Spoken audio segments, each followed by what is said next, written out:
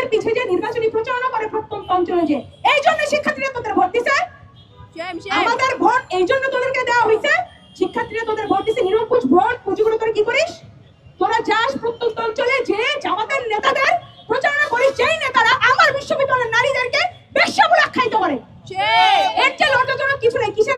আপনারা যারা স্পষ্টভাবে শোনেননি তাদেরকে উদ্দেশ্য করে আমি বলি, এই ভিডিওতে এই মেয়ে যে কথাটা বলল, আমি যতটুকু শুনেছি আর কি, সে এখানে এরকম কিছু বলেছে যে এই জন্য কি তোদেরকে শিক্ষার্থীরা ভোট দিয়েছে যে তোরা আজকে জামাতের নির্বাচনী প্রচারণা করিস, যেই জামাত আমাদের বিশ্ববিদ্যালয়ের মেয়েদেরকে বেশ্যা বলেছে। আপনি কথাটাকে খেয়াল করুন, জামাত নাকি বিশ্ববিদ্যালয়ের মেয়েদেরকে বেশ্যা বলেছে। এটা কি আসলে আপনি শুনেছেন? দেশবাসী কি এই কথাগুলো আসলে শুনেছে যে জামাত বিশ্ববিদ্যালয়ের মেয়েদেরকে বেশ্যা বলেছে? এটা কি সম্ভব? যদি জামাতের আমির বা বড় কোনো নেতা এই কথা বলে থাকে, অবশ্যই কেউ যদি শুনে থাকেন বা দেখে থাকেন, দয়া করে সেই ভিডিওর লিঙ্কটা একটু আমাকে সেন্ড করেন। আমি এই ভিডিওটা একটু দেখতে চাই। আমি যতদূর জানি, বিগত দিনে এই যে মেয়েটা যে কথা বলছে, এই মেয়েটার মতো আরও অনেক মেয়েরা এমন অনেক নোংরামি নিয়ে রাজপথে বের হয়েছিল। অনেক নোংরামি নিয়ে, কি বলবো আমি, যেখানে তারা ছোট ছোট পোশাকের জন্য স্বাধীনতা চেয়েছিল, যেখানে তারা অনেক নোংরা নোংরা বিষয়কে উপস্থাপন করে সেগুলোকে বৈধ করার জন্য রাজপথে নেমেছিল। এরকম কিছু কাজ যখন তারা করেছিল, তখন এই দেশের সমস্ত মানুষই এদেরকে বেশ্যা বলেছিল। এখন সেটা তো বিশ্ববিদ্যালয়কে কেন্দ্র করে না, কারণ বিশ্ববিদ্যালয়ে তো এরকম বেশ্যারা একা পড়াশোনা করে না, সেখানে এই দেশের অনেক মেধাবী মানুষ লেখাপড়া করে, তারা সবাই তো এদের মতো না। এখন এরা নিজেদের ট্যাগটাকে বিশ্ববিদ্যালয়ে লাগিয়ে দিচ্ছে।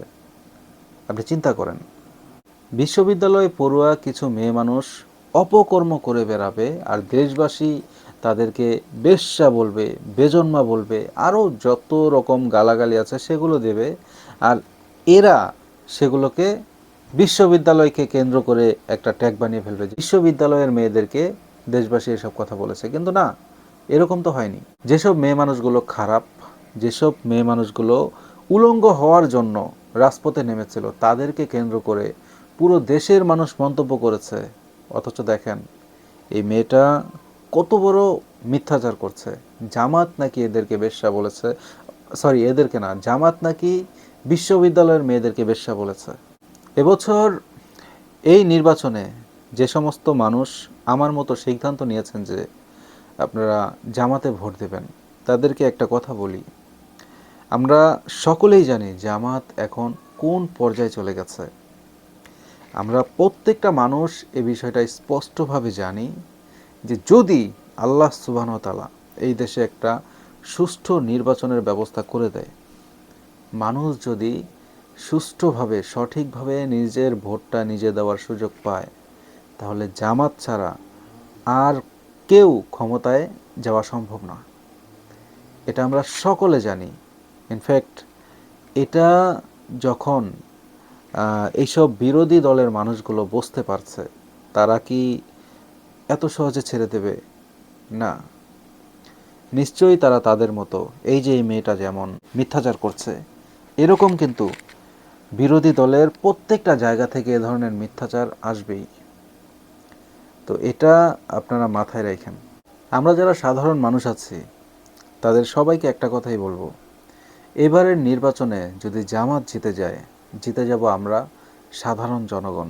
আর আমাদের এই বিজয়কে সেই সব চাঁদাবাজ রক্তচোষা হারামিরা কখনো কিন্তু মেনে নেবে না, তারা এটাতে ব্যাঘাত ঘটাবেই। তাই অবশ্যই আল্লাহ সুবহানাহু ওয়া তাআলার কাছে প্রত্যেকে দোয়া করুন যেন আল্লাহ সুবহানাহু ওয়া তাআলা অন্তত আমাদেরকে নিজের ভোটটা নিজ হাতে সঠিকভাবে যেন দেওয়ার ব্যবস্থা করে দেয়।